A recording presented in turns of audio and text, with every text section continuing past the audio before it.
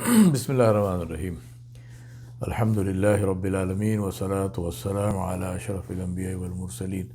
Muhammadur Rasulullah sallallahu alayhi wa alihi wa sahbihi wa sallam. Tasliman kathiran kathira. Amma ba'du. My dear brothers and sisters, Alhamdulillah, bi'idhnillahi ta'ala, we are on our lesson on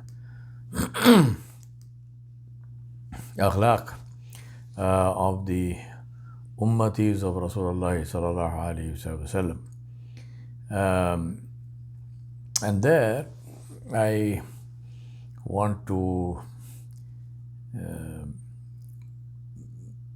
address one very important question that always gets asked. And that question is that the question which people ask very often. They say, why, they see something bad. They see, for example, they see, say, for example, they see sickness and poverty, and they see pain and suffering, and all that kind of stuff. And people, obviously, they are hurt. They feel bad about it. They see it, and they don't like what they see naturally. And usually, the reaction is, if there is God, why doesn't God do something? Now, I get asked this question quite often, and I thought, I have a very clear answer to that. And I thought, let me share that with you, because one of the important things, as far as this whole Akhlaaq business is concerned, the whole issue of manners and so on and so forth, is the fact that this is what we need in order to live in this world in a way which is positive, which is dignified, which is safe, which is healthy, not only for ourselves, but for everyone around us, irrespective of who they are. No consideration for religion or politics or race or color or creed or anything. No consideration also for whether you are human or not human. Everyone must benefit, and nobody should be harmed. This is the whole purpose and the essence of Islam. And this is the whole purpose and essence of trying to learn about the akhlaq of Rasulullah sallallahu alaihi wasallam, in order that we may implement them in our lives.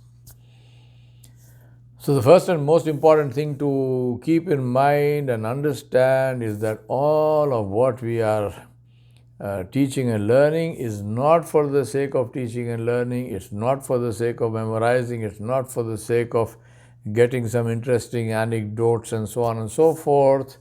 It is for implementing in our lives. If we do not practice, then there is no way of benefiting from whatever we learn.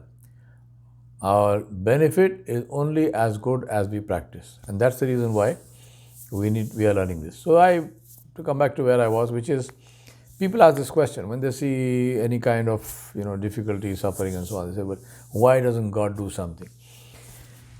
Whenever I am asked this question, for example, you see a small little child begging, or you see a homeless person, or you see whatever kind of suffering you see in the world. And then somebody asks me this question, so why doesn't God do something? I say to them, God did something already. He created you. He created me. Allah subhanahu wa ta'ala did something already, and that is that He created you and He created me. My brothers and sisters, I want you to understand this. I don't even know why I have to explain this, but let's go with it. This basic principle in life, which is what the Quran beautifully says. Allah subhanahu wa ta'ala said in Surah Al-Najm, وَأَن لَيْسَ لِلْإِنسَانِ إِلَّا مَا سَعَى. That for the human being there is nothing more or other than what he or she strives for, works for. Right? The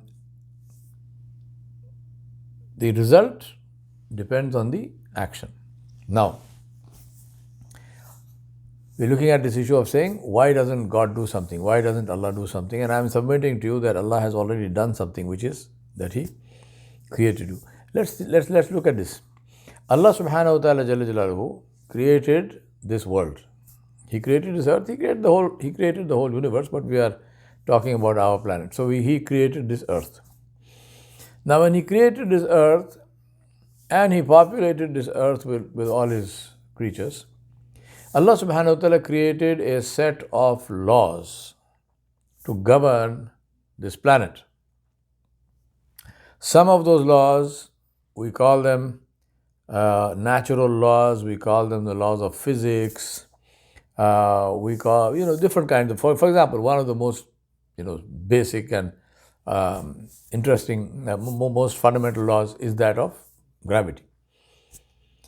Now, because of the gravitational force is an extremely, extremely beneficial law because of which we remain on the planet, because this planet is spinning at a speed of 1000 RPM.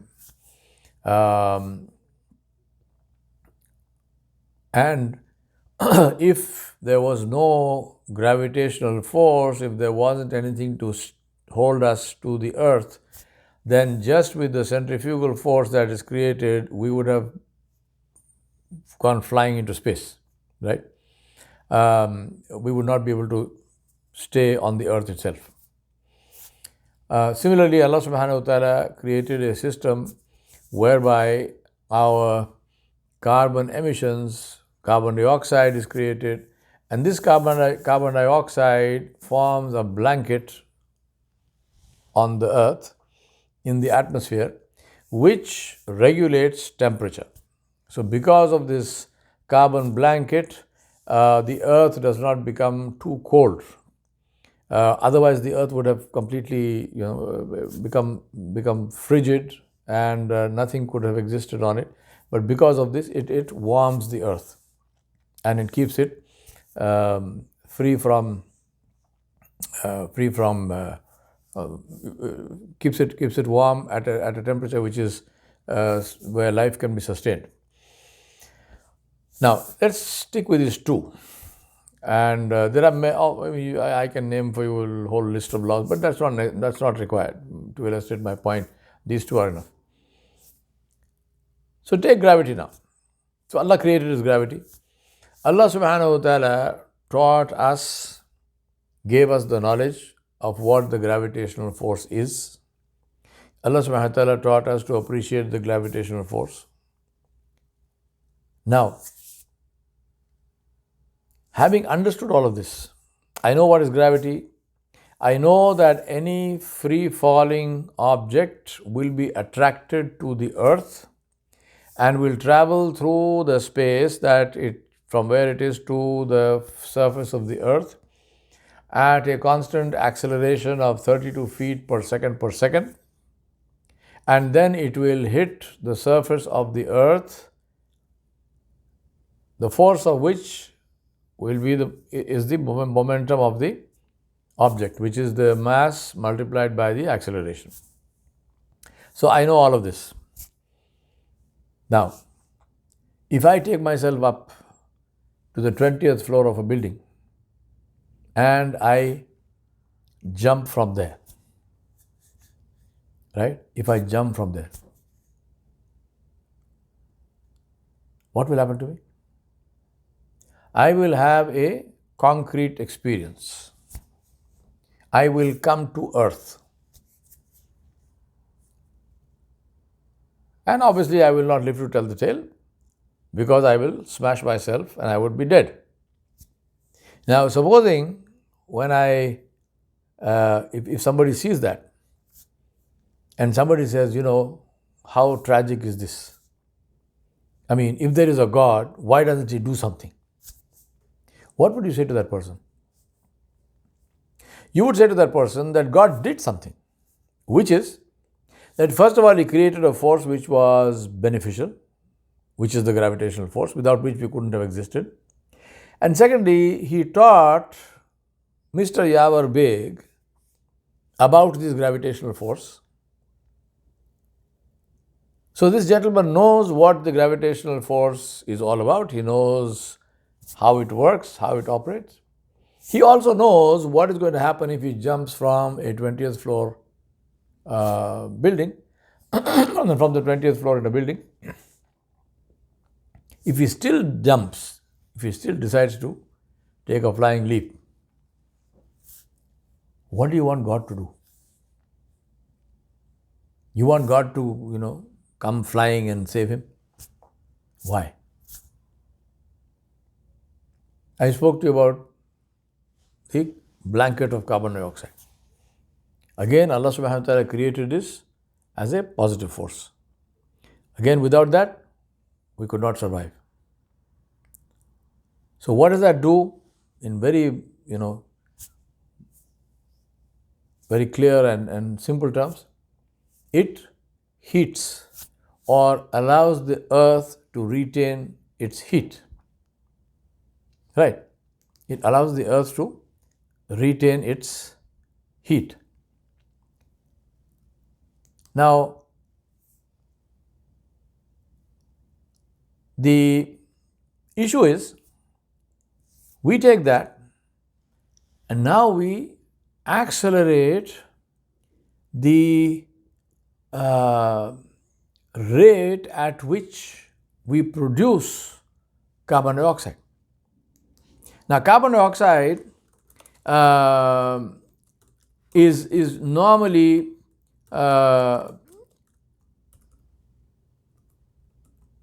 produced by volcanic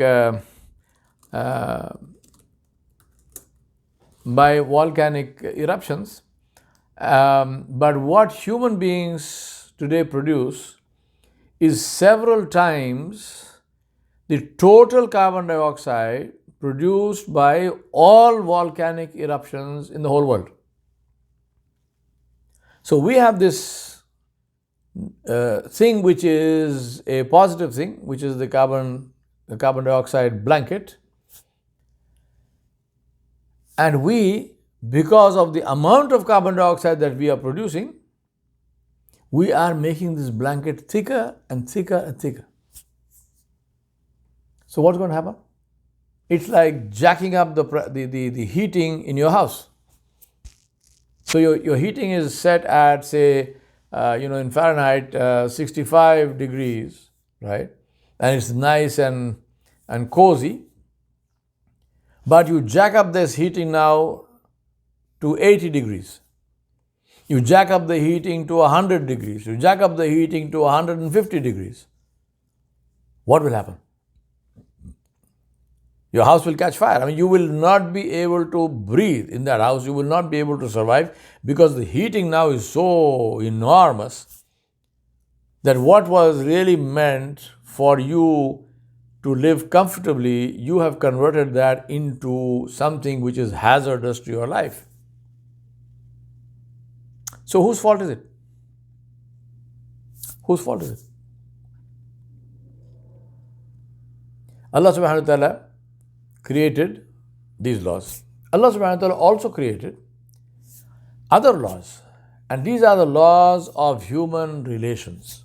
These are the laws of economics. These are the laws of governance. Now, if we followed those laws, what are those laws designed to do? They are designed to do exactly what the law of gravity is designed to do, or what the law of the carbon blanket is designed to do, or what the Earth's magnetic shield is designed to do, what the ozone layer is designed to do, which is positive. These laws are designed to support life, to protect life, to nourish life. So also, Allah subhanahu wa ta'ala's laws of human relations. What are those laws? In the Jewish tradition, it is called, do not do unto somebody what you do not want to be done to yourself. In the Christian tradition, it is called, do unto others what you want them to do unto you. In our religion, our tradition in Islam, what is it called? Rasulullah said in his hadith, your iman is not complete until you want for your brother or sister what you want for yourself. What is called the golden rule. Right? This is the law of Allah's laws of human relations. Now, if you live your life like that, if I live my life like that, what will happen? What will I do anytime I see a person who is in need and I have the means to fulfill that need? What will happen? Will I walk past or drive past and say, why doesn't God do something? Or will I do something? Because I can. I can. Maybe I cannot give that homeless man a house, but I can give him some money to buy himself a meal. I can buy the meal and give it to him. This I can do. Maybe I cannot take every child off the street into a school, but I can do it for one child. Maybe I cannot feed 100 people, but I can feed one. When will I do that? If I live my life according to the golden rule, which is, your iman is not complete until you want for somebody else what you want for yourself. And Rasulullah didn't say Muslim, he said for your brother. For your brother. Brother in Islam, brother in humanity. But what did we do? We glorified accumulation of wealth. We glorified cornering of resources. We glorified oppression. We glorified greed. You might say, well, how? Let me ask you a question. Name for me the 3 greatest people in the world today. Ask this question randomly. I mean, maybe you guys are, educated, so you will probably sort of outguess me.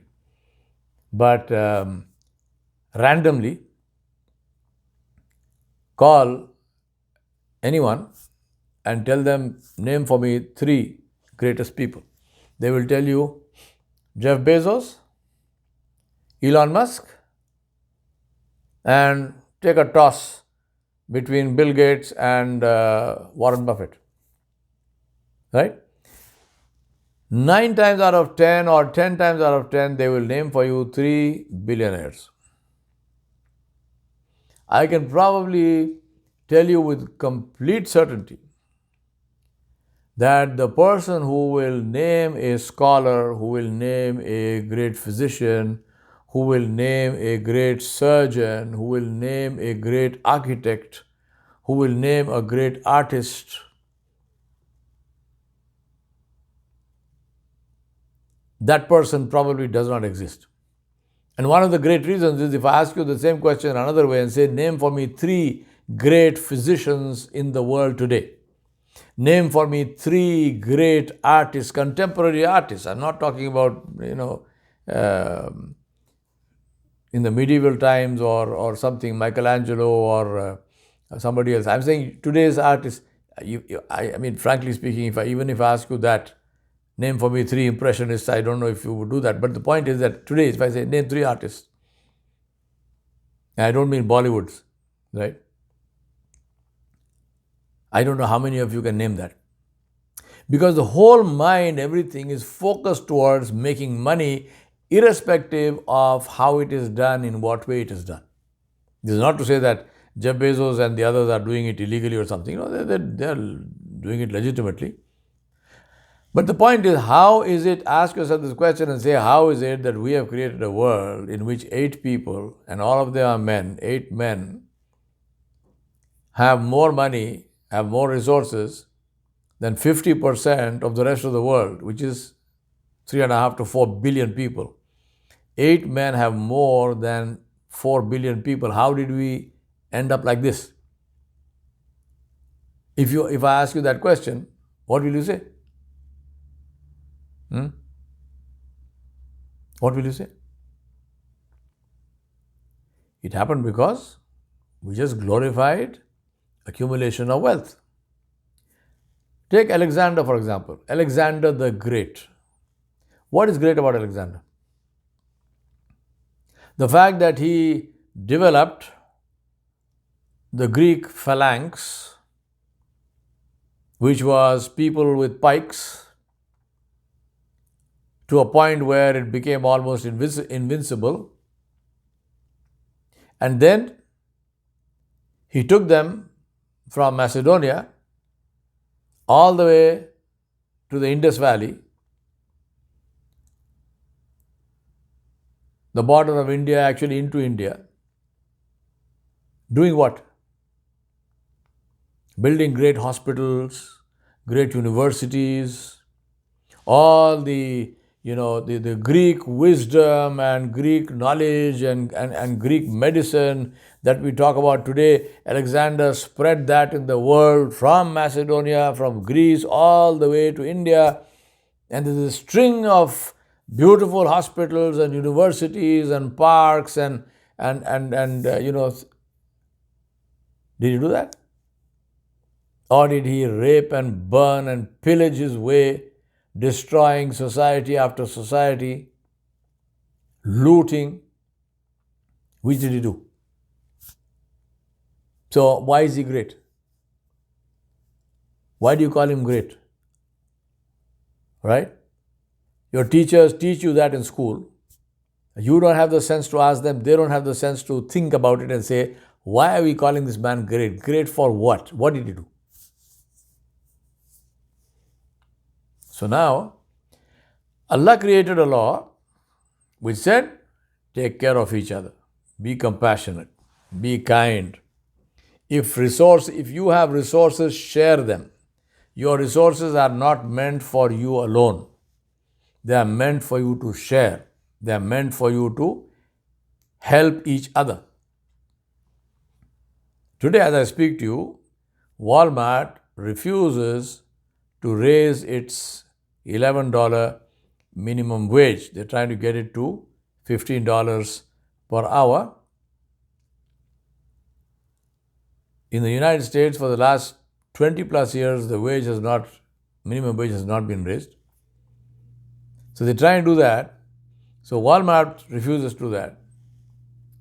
Refuses to increase its wage from $11. Whereas Alice Walton, who is the family member, has no problem purchasing a $500 million private art collection, buying a $25 million 2-floor Park Avenue condo with 52 windows, and acquiring a $22 million 4,400 acre Texas ranch. Right? So the lady is doing all of that, $500 million art collection, $25 million apartment, condo in Park Avenue, and $22 million for a 4,400 acre ranch in Texas.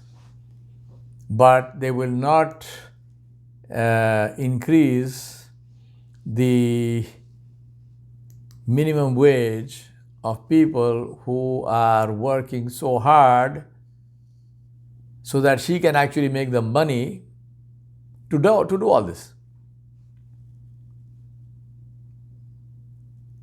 And you want to ask the question, why doesn't God do something? Where does God come into this? Tell me. Similarly, I told you about governance. Allah subhanahu wa ta'ala created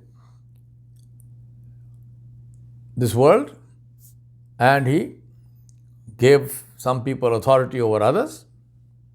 فَضَّلْنَا بَعْدَهُمْ عَلَى بَعْدٍ. And Allah subhanahu wa ta'ala gave some people responsibility, or gave, not some people as in named individuals, but Allah subhanahu wa ta'ala created this situation where some people can own responsibility to look after the welfare of others. So what is governance supposed to be? Governance is supposed to be where people at the top, the rulers, so to speak, are people whose primary concern is the welfare of their subjects, welfare of the people who they rule. When this law was practiced, you had people like Sayyidina Umar ibn al-Khattab radiallahu anhu who said that if a donkey stumbles on a road which is under my control, meaning in the lands that I govern, if a donkey stumbles on a road because there is a hole or something, he said, I fear that Allah subhanahu wa ta'ala will question me about it. They say that Sayyidina Umar ibn al-Khattab, from the time he became Khalifa to the time he died, he did not sleep lying down. He would doze standing sometimes, he would doze just sitting. He did not lie down to sleep in all of those years. He would spend the night, most nights, walking the streets to check on the welfare of people. We know the famous story where he found this man who was sitting outside his tent on the outskirts of Medina, and there was the sound of a woman in pain coming from inside the tent, and this man was sitting outside the tent. He looked completely at a loss, totally confused and worried. Sayyidina Umar radiallahu anhu went up to him and said, what is happening? Who is this woman? What's this sound? The man said, go away. Who are you? What is it to you? Go. Sayyidina Umar radiallahu anhu said, no, I would like to help you. So I'm asking you, can I help you? Is there some problem? The man said, I am an ajnabi, I'm a stranger here, I have no help, I have no family, I have no resources, nothing. My wife is in labor, and obviously she's having difficulty delivering the baby. Then I have no clue what to do. So that's my situation. Sayyidina Umar radiallahu anhu left from there. He rushed to his home. He asked his wife Kulthum bint Ali bin Abi Talib radiallahu anhu. He asked her, he said, do you want to earn Jannah? She said, yes, of course. Amir al-Mu'minin, tell me, what is it? He said, this is the situation. Here is this woman who is in labor. Can you help her? She said, yes. So she took a pot, they took some water. Sayyidina Umar radiallahu anhu took some flour to make bread. They took some other food. And Sayyidah Kulthum radiallahu bin Ali bin Abi Talib radiallahu anha, rahmatullahi alayha, she took whatever else she needed. And the husband and the wife. Who is this? The ruler of the Muslim world and his wife. They both went to that place. The lady went inside the tent. Sayyidina Umar lighted a fire, he boiled the water, he passed the water inside. Then he put another thing on it, another pot on the fire, and he's cooking the food. When from inside the tent, they hear the sound of a child, newborn baby crying,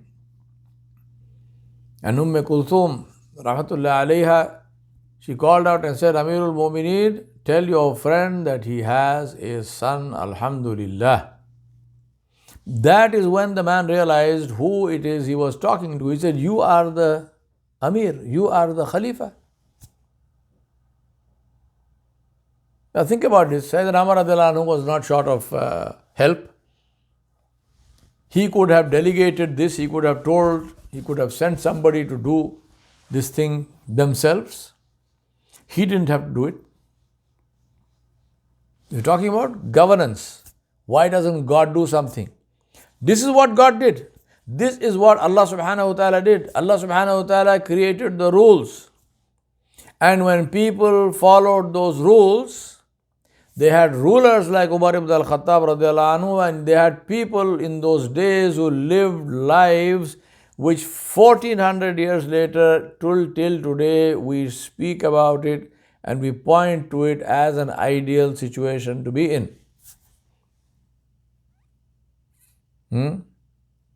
Abu Bakr as-Siddiq radiallahu anhu, the predecessor of Umar ibn al-Khattab radiallahu anhu, Khalifatul Rasulullah sallallahu alayhi wa alihi wa sahbihi wa sallam. When he passed away, Sayyidina Umar radiallahu anhu was always in search of incidents relating to Sayyidina Abu Bakr as-Siddiq radiallahu anhu so that he could emulate him or try to exceed him in goodness.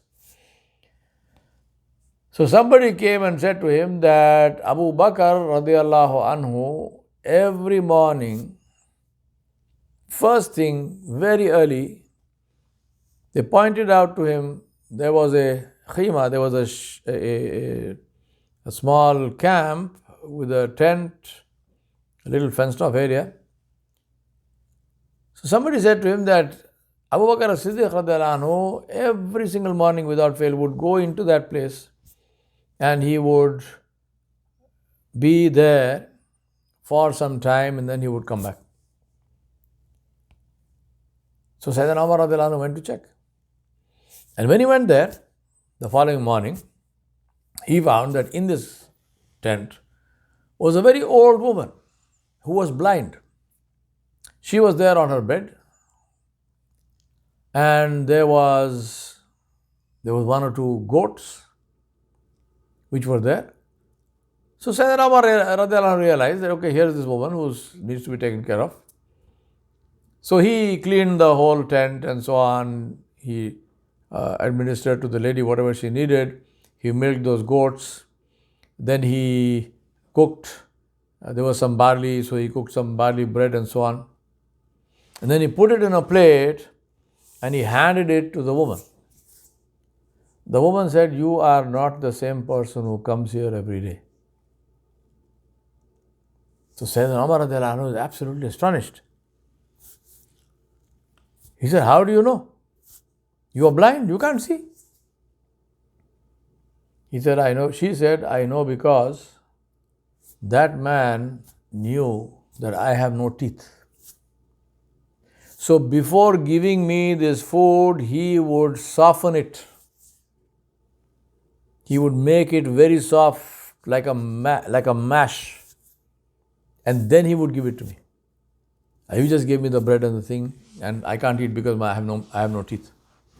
Sayyidina Umar ibn al-Khattab radiallahu anhu started weeping, and he said, "What a standard has Abu Bakr radiallahu anhu set for us.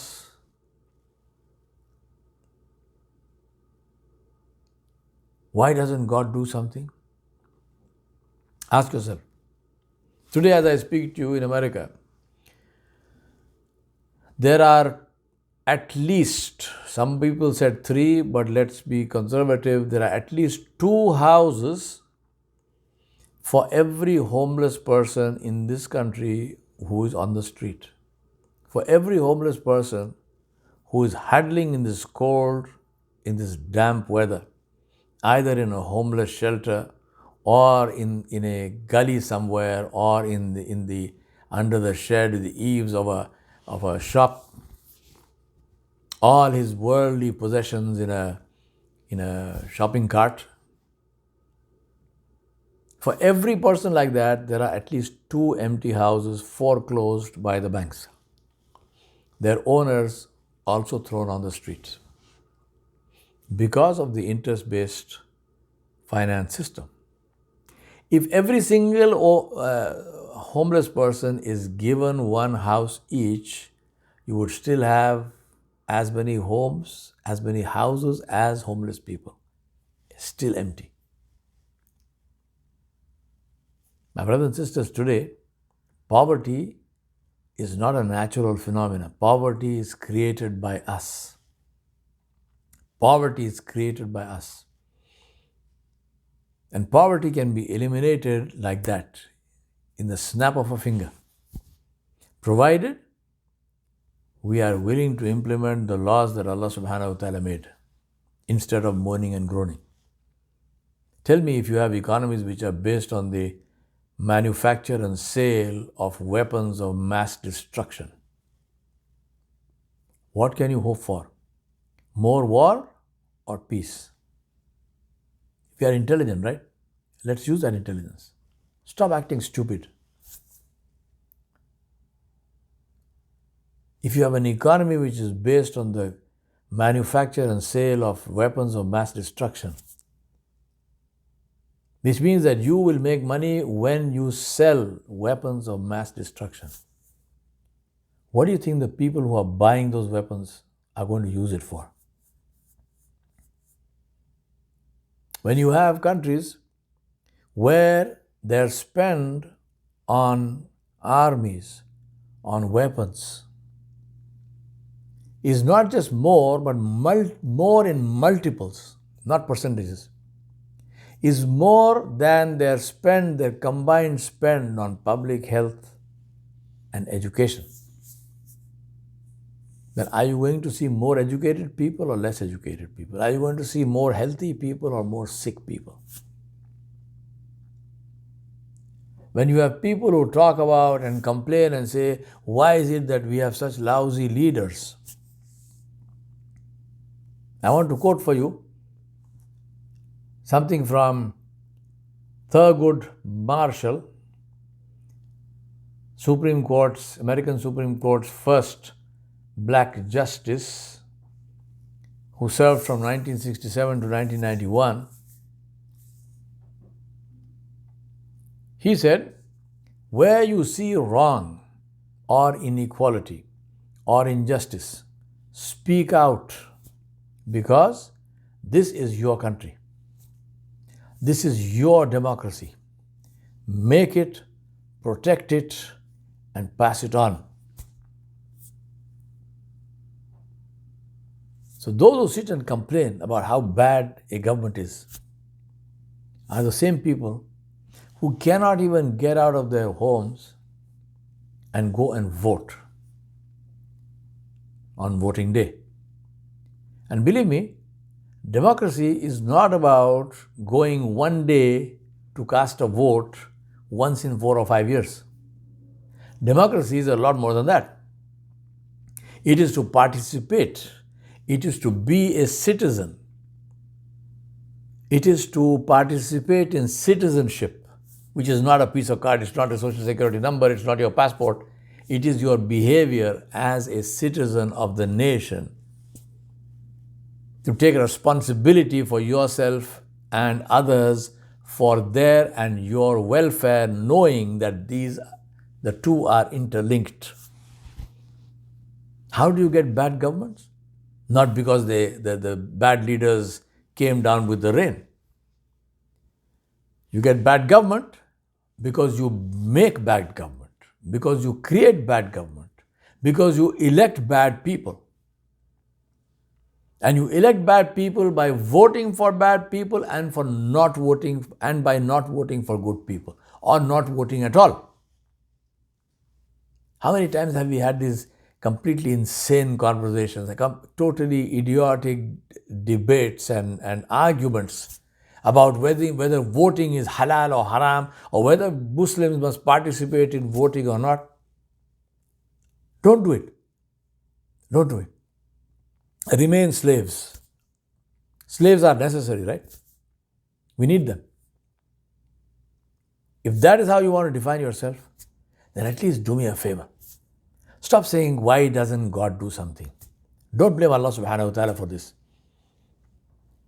Allah subhanahu wa ta'ala created the world, And He created the laws to make this world Jannah right here, to make it the most beautiful place, with the most beautiful people, with the most beautiful relationships, with economies which are functioning, which are healthy, which are strong. With poverty, something you read about in history books maybe. Caring, concern for each other, compassion, peace, harmony, no violence, no wars, no sickness comes from Allah subhanahu wa ta'ala, but not being neglected when you are sick.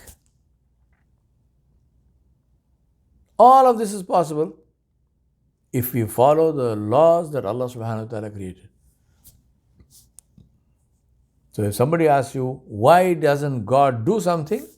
Tell them what I tell them, which is, God did. Allah did. He created you. Now you do what you were created for. And what were we created for? Allah said, Kuntum khaira ummatin ukhrijat linnas. You are the best of people and you have been created for the people. So if you have been created for the people, go work for the people. Let us build our akhlaaq in such a way that we become the spring, the source of all goodness for everyone in our purview. وصلى الله على نبي الكريم وعلى آله وصحبه أجمعين برحمتك يا أرحم الراحمين. والسلام عليكم ورحمة الله وبركاته.